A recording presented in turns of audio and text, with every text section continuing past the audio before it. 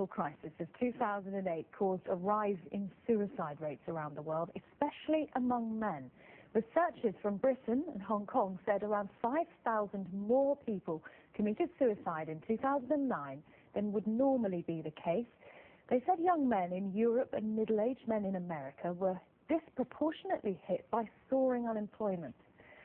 The Samaritans charity says 1 in 6 calls they received last year was about financial difficulties. That's up from 1 in 10 before the crisis.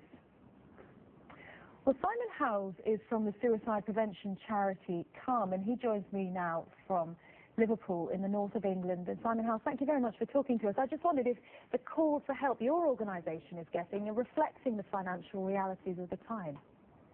Well, yes, I think what's really key is the fact that people are struggling with what's going on around their worlds, and particularly for men, I think the loss of job and loss of finances and the ability to provide for their families or their future prospects is a major pressure on them. Have you seen an increase in those calls?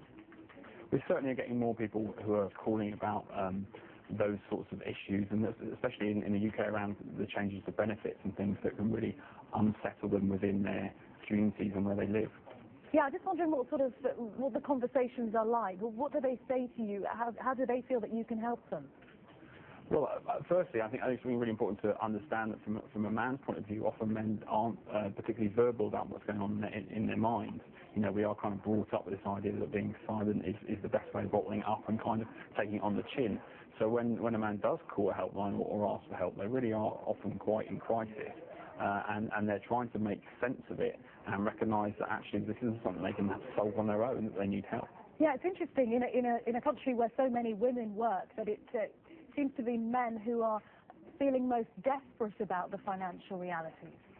Well, I think you know we are kind of brought up to believe that we should be in control, that we should be able to protect those around us and never be a burden to them, and that we should provide and you know really be the man of the house, and all these phrases that hang around, and so for men I think it really hits them hard, and they don't often have the support networks around them.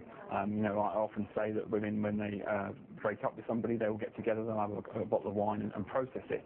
Men often kind of don't have that kind of pulling together. It's more kind of, you know, pull yourself together and get back out there. Gosh, it's fascinating that you think even just the way that women deal with problems by sort of sharing them with their friends can actually translate into a difference in real desperation, suicidal feelings in the society, making a difference between men and women.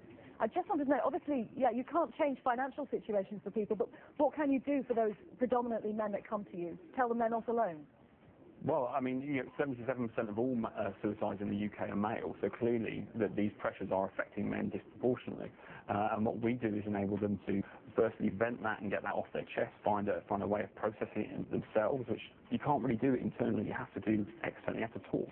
And secondly, they can then put in contact with other agencies that might be able to help them with specific things, whether that's job hunting or debt issues, or it could be, you know, completely separate, could be to do with sexuality or mental health related. So the whole point is to give them a sort of safe environment, an environment that makes sense to them, and then give them the help and support they need and the space they need to be able to process it and then move forward and solve the problems with support.